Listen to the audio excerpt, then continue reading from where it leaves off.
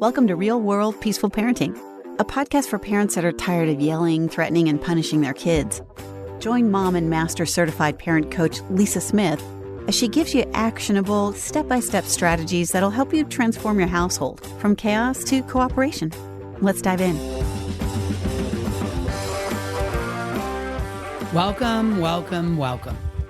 Welcome to today's episode. I am so excited to be with you here today. My voice is back to its full force and the laryngitis is gone, so I'm especially excited to be bringing you today's episode. And, one thing I know for sure when it comes to parenting is that sometimes the most powerful moments in our parenting journey come when we least expect them. Just last week, something incredible happened in the Hive that I knew I had to share with you.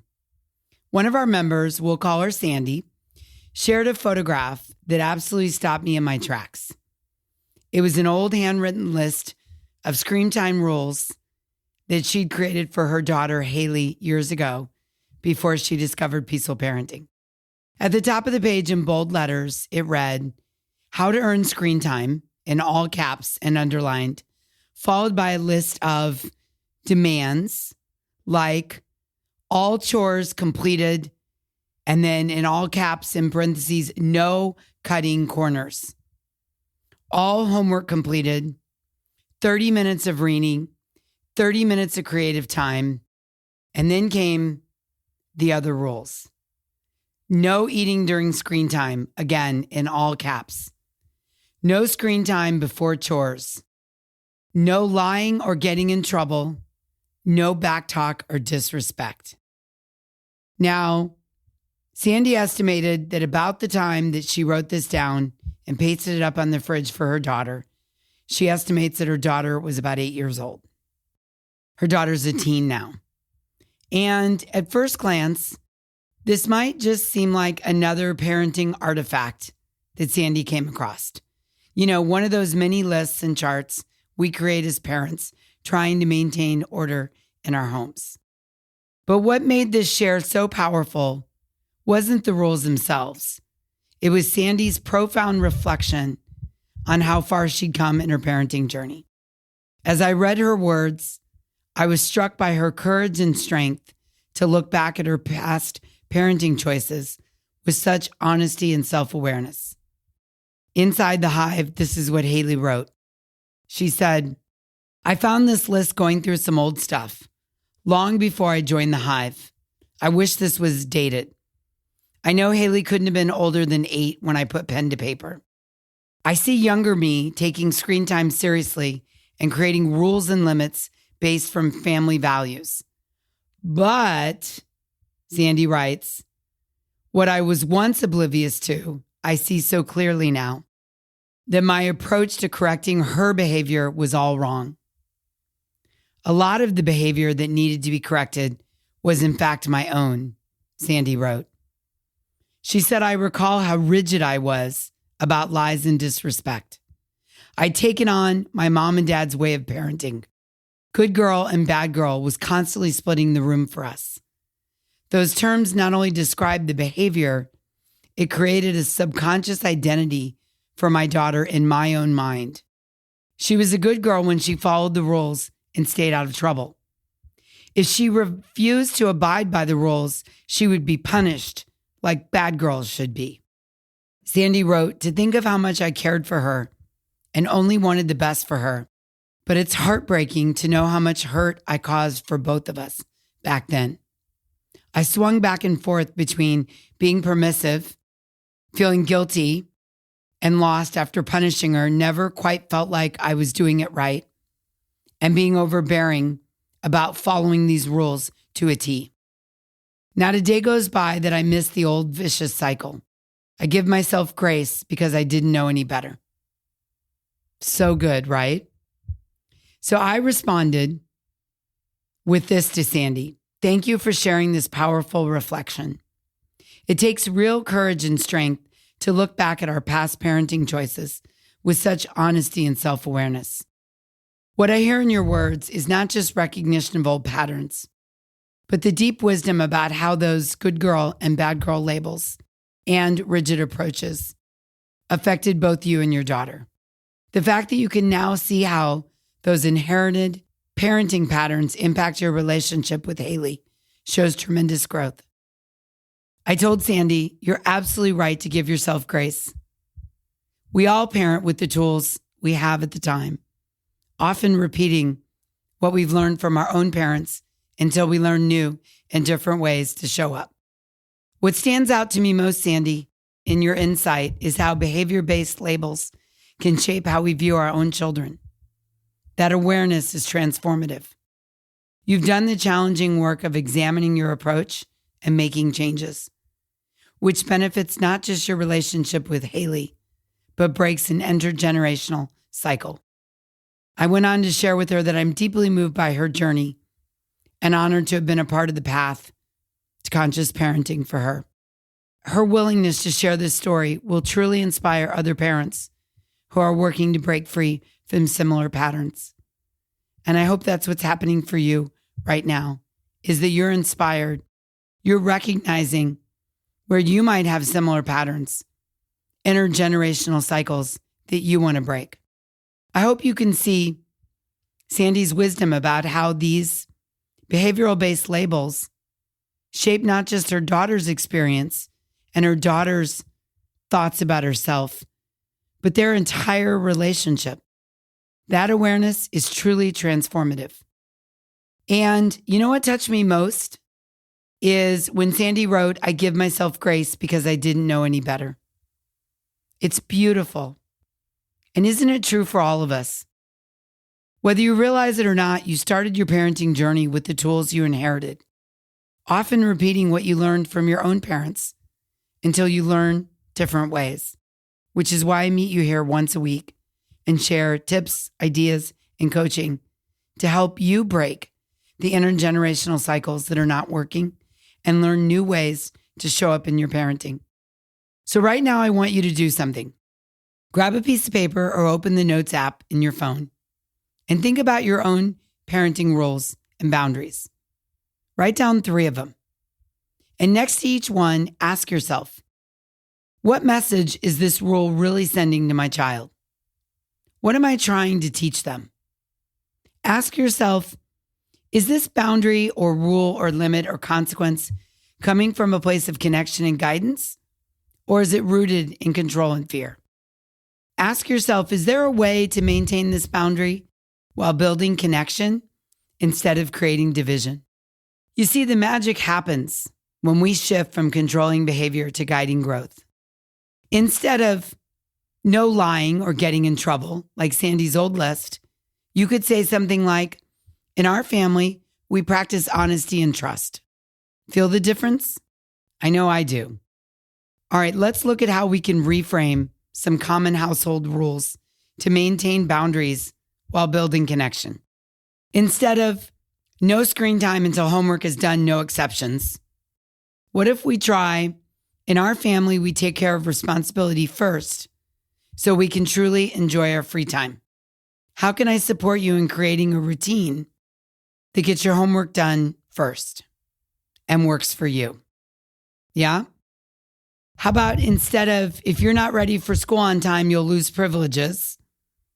How about if we shift that to let's work together to create a morning routine that helps all of us start the day feeling calm and prepared?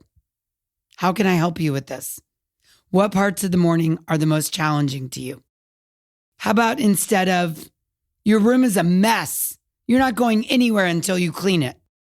How about if we shift to, we all contribute to keeping our home peaceful and organized?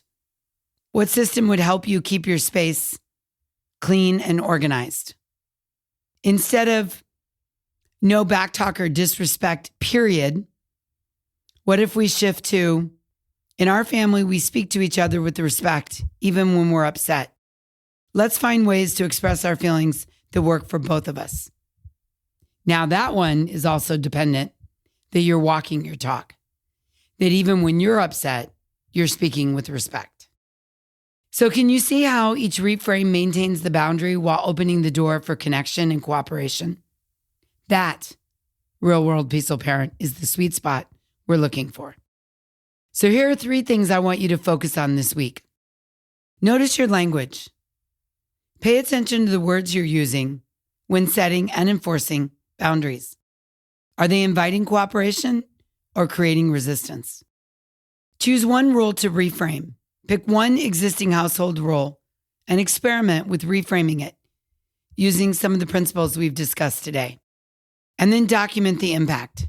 Write down how your child responds to the reframed approach. What changes do you notice in their behavior and your connection? As a single mom, Sandy's shown incredible commitment to breaking this cycle.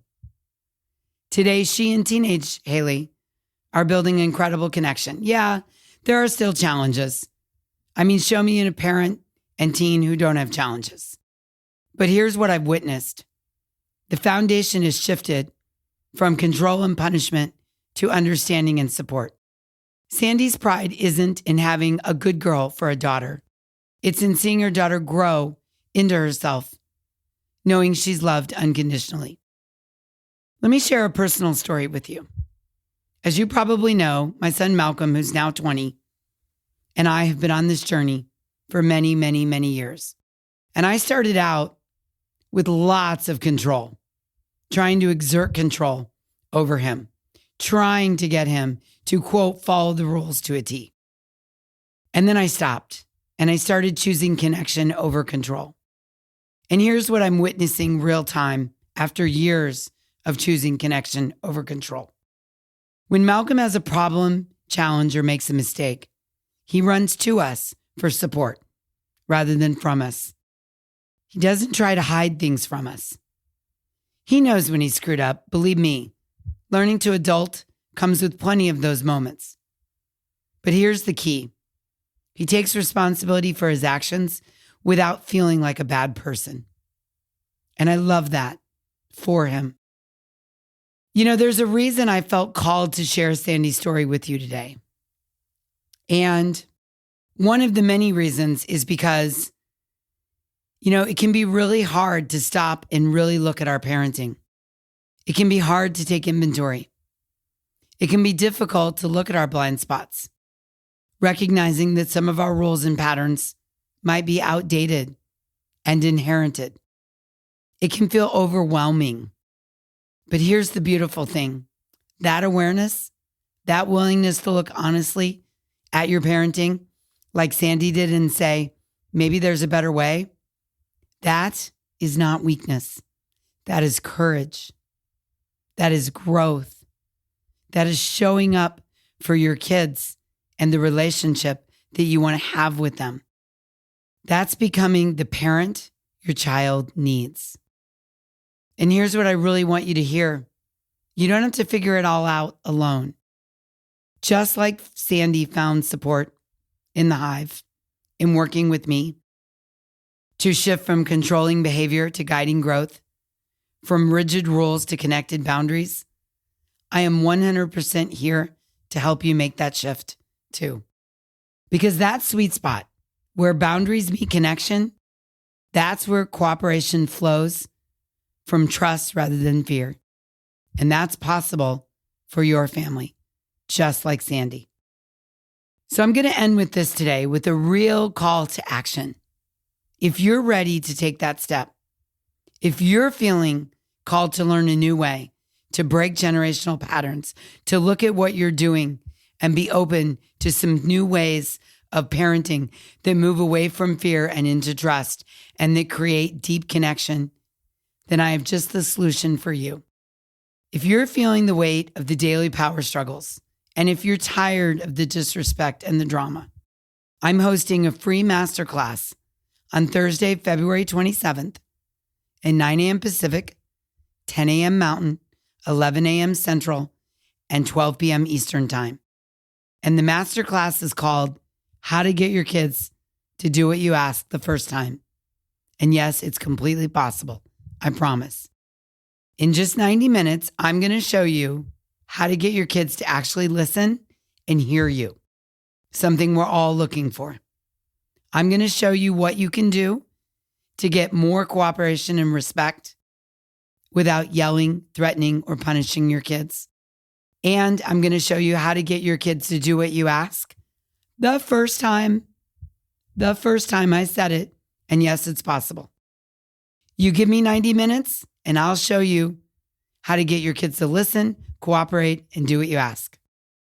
And I promise you this, it's not too late. I don't care how old your kids are. It's not your fault and you're not alone. All you need are a few new tools and I'm here to help. So if this feels like the moment, this feels like the time, I want you to head over to thepeacefulparent.com/masterclass and save your spot. This class is 100% free and you're welcome to invite any and all of your friends. I can't wait to show you what's possible when we lower those defenses and create real connection with our kids. So I'll see you there. Sound good? Again, you want to go to thepeacefulparent.com/masterclass. All right, Sandy, I want to thank you personally for being so open and sharing your story. I know we all learned from bearing witness to your transformation, and I'm so proud of you. And listener, I know you got this. I know you can do this, and I'm here with you every step of the way. Okay, until next time, I'm wishing you peaceful parenting. Thanks for listening to Real World Peaceful Parenting. If you want more info on how you can transform your parenting, visit thepeacefulparent.com. See you soon.